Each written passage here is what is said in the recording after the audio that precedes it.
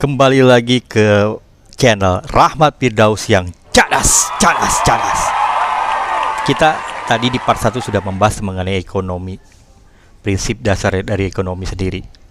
Sekarang kita akan bahas mengenai ilmu ekonomi. Oke?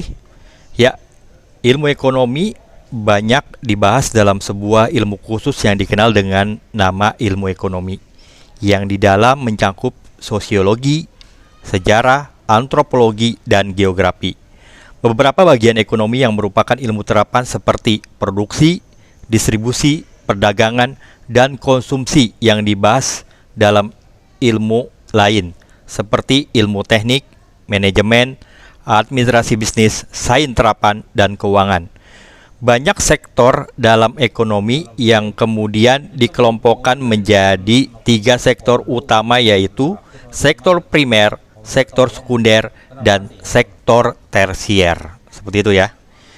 Ekonomi mikro. Ekonomi mikro merupakan cabang ilmu ekonomi yang mempelajari kegiatan-kegiatan ekonomi dan unit-unit ekonomi dalam cangkupan individual. Segala kegiatan ekonomi dinilai dari sudut pandang individu. Dalam ekonomi mikro, individu berperan sebagai konsumen, pemilik faktor produksi, maupun sebagai produsen. Analisis ekonomi sepenuhnya dilakukan pada peran individu, mulai dari permintaan dan penawaran hingga struktur pasar. Kegiatan analisis di dalam ekonomi mikro secara umum terbagi menjadi 3, yaitu teori harga, teori produksi, dan teori distribusi. Seperti itu ya.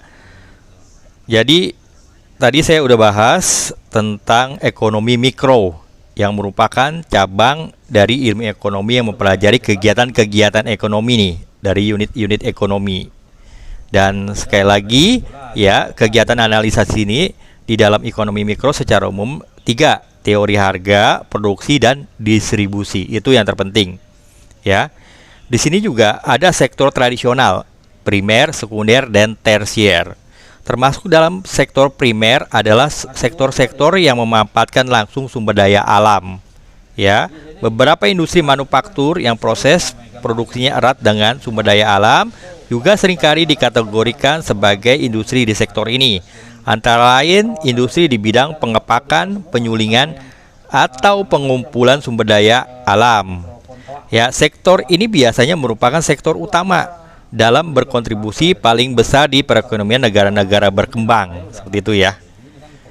Ya, terus namun terdapat penurunan jumlah pekerja yang beroperasi di sektor ini, baik di negara maju maupun negara berkembang. Di Amerika Serikat, tenaga kerja di sektor ini hanya mencapai sekitar 3% saja dari total tenaga kerja.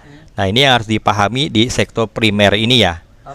Ya, mungkin itu aja yang bisa kita bahas untuk di part 2 kali ini. Nanti kita akan bahas di part 3 tentang dari sektor sekunder dan tersier. Nah, apa aja sih yang bisa diolah seperti itu ya. Serta tentang sejarah masa kuno tentang ekonomi dan abad pertengahan. Oke, itu aja.